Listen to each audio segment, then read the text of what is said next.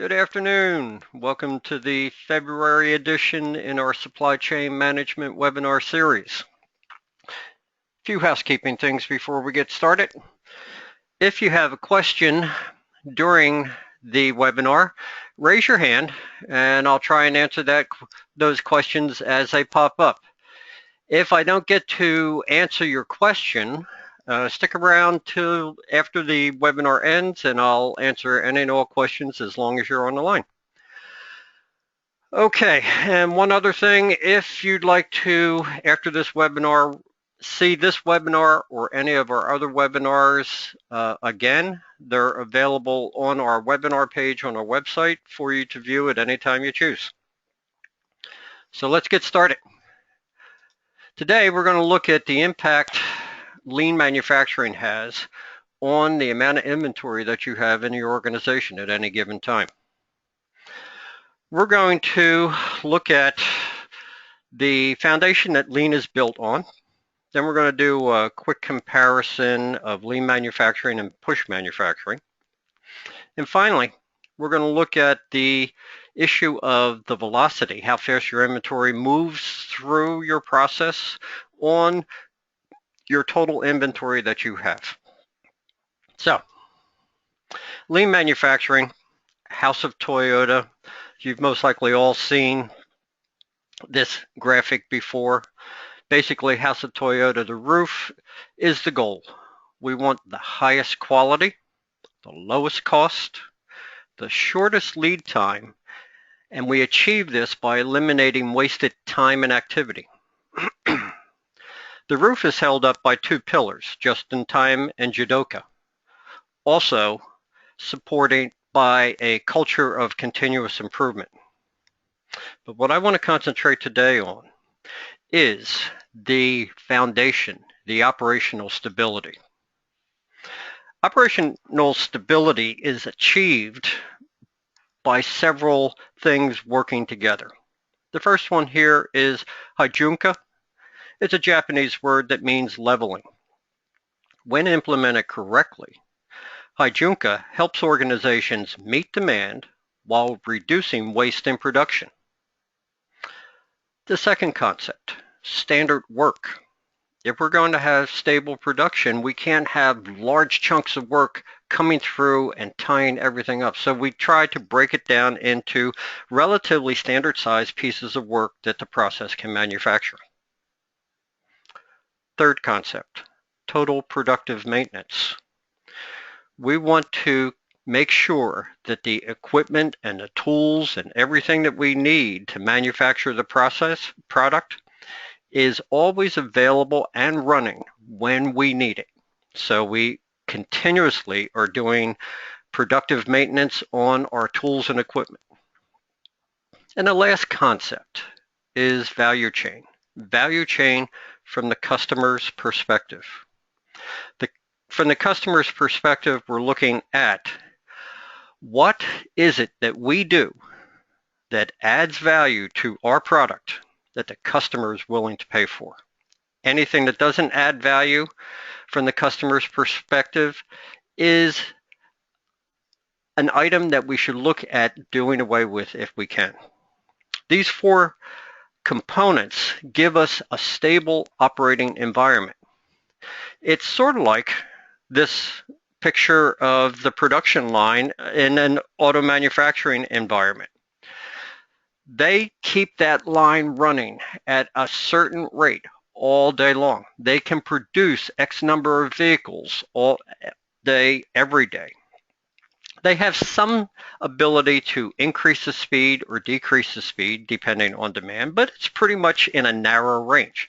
That's the operational stability that is the foundation of lean manufacturing. So, we've looked at the foundation we built lean on. Now let's take a look at a comparison of lean and push manufacturing. For this, I'm going to tell you a little story. The end of this month, the weekend of the 27th, 28th, I have to be out in Pittsburgh, Pennsylvania to teach a 2-day train-the-trainer workshop. I'm going to be driving out And from my home in New Jersey out to the hotel we're having a workshop at in Pittsburgh, if I take the scenic route, I stay off the interstate highways, I go the backcountry roads, it's about a 400-mile ride. Now, if I choose to do this way, then I'm going to have to eat a lunch and a dinner on the road. I'm going to have a hotel room because I'll split this up between 2 days. And then I'm going to have breakfast and lunch the next day. But eventually, I'll wind up in Pittsburgh at the hotel to teach the workshop. The average speed I'll be doing is about 38 miles an hour because you figure if I'm taking backcountry roads, the speed limit is 50, which means, yeah, I'm most likely averaging about 38. The other way I can go is take the interstate, commonly called the Pennsylvania Turnpike. Get on the Pennsylvania Turnpike, it's about 40 some odd miles shorter, and my average speed is going to be about 65 miles an hour. Plus, I'll be able to do the drive all in one day, and I'll stop for just lunch. The scenic route is our traditional manufacturing. The turnpike is lean manufacturing. Let's take a little bit of a deeper look at this. Push manufacturing, traditional manufacturing, taking the scenic route, we set up our manufacturing capability in functional silos. In this graphic here, we have a lathe pod, we have a milling pod, we have a grinding pod, we have a shipping and receiving pod. Our jobs move through these work centers, not sequentially. We go only to the work centers that we need to use for the job that we're producing. In order to do this, we need a forecast of what we're going to need so that we can plan our jobs out. The issue with this type of manufacturing, the push manufacturing, is one of those work centers in this environment always winds up having more work that needs to be done at it than we have capacity to do the work. So in the analogy of my trip to Pittsburgh, I ran into a traffic jam. We see this happening all the time in manufacturing organizations using push manufacturing and in independent work centers where jobs move in batches. Now let's compare that to lean manufacturing. Lean manufacturing, remember the Pennsylvania Turnpike. Lean manufacturing, we have organized all of our production capability to be able to produce the product at the rate that our customers are pulling the material from us. So we sequence everything to work on the rate that the customer wants to take our product. In this, from where our material arrives from our vendor until the finished product goes out the door is a really, really fast period of time. It looks like this nighttime shot of an interstate highway. All the cars are zipping down the road. There's no bottlenecks. There's no delay. The material comes in one end and goes out the other. So the contrast is this. Lean manufacturing, the inventory is moving much faster. There's no bottlenecks, and we're getting it from start to finish in a short period of time. So that's a comparison of lean versus push. Now let's take a look at the impact of that velocity on the amount of inventory that we have to have. In the traditional manufacturing, remember, the scenic route, 400 miles, 38 miles per hour.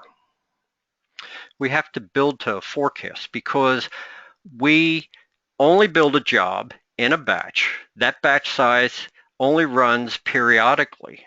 and we have to build enough in that batch to cover us until the next batch is made. So we wind up, as in this picture, with a lot of finished goods inventory in excess of what we need to fulfill current orders. We also have a lot of work in process and inventory. Think of those bottlenecks. And because we don't want to shut down production ever, we have a lot of raw material inventory. If we use just the standard average inventory calculation, if we had $2 million worth of inventory at the beginning of the fiscal year, at the end of the fiscal year, we had $2 million worth of inventory. The calculation is starting inventory plus ending inventory divided by 2. That means we on average have $2 million of inventory on hand at any particular time during the year. If we are paying 25% carrying cost, that means that $2 million of inventory each year is costing us $500,000 in carrying cost. Compare that to lean manufacturing. Remember, lean manufacturing, shorter mileage, higher speed. The inventory that we have in a lean manufacturing environment isn't stuck in production. It isn't in raw material waiting to be processed. It's, as this picture shows, on the shipping dock waiting to be put on the trucks. Because we move the inventory through quicker, we have less inventory on hand at any given time. In this example here, if we were the exact same sales, either the traditional manufacturing or the lean manufacturing. Traditional manufacturing, our average inventory was $2 million. In lean, our average inventory would be $1 million. That $1 million, again, at 25% carrying cost us $250,000 less to carry each year. And oh, by the way, that $250,000 goes right to the bottom line profitability of the organization. So, to wrap this portion up, as we increase the velocity of the inventory through our process, in other words, from the time it comes in until the time we sell it to the customer, if we make that go through faster, then the corresponding effect on our average inventory, as the speed of the inventory going through the system goes up, the average inventory goes down. With this, you get better quality, because in order to maintain that high velocity, you've got to wring out all of the issues that are causing rejected material, because you can't afford to have defective material in that process where it is geared to produce product at the rate that the customers take it from us. So just remember, the faster it goes through, the less inventory you have to have. The faster it goes through, the less reliance you have on forecast accuracy, because in a make-to-stock environment, traditional push manufacturing, you rely on the forecast to tell you how much to have in stock. In lean manufacturing, yes, you still rely on the forecast, but because you don't have as much in stock, because it's moving through at a faster rate, you're looking at a shorter term forecast, and the shorter into the future you're looking at with your forecast, the more accurate that forecast is going to be. Okay, yeah, I was too fast on the key there. What we looked at over the past 15 minutes was a look at operational stability. This is what everything else in lean is built on. The ability to set a production rate and have it continue day in and day out. Then we did a quick look at the difference between lean manufacturing and a push manufacturing.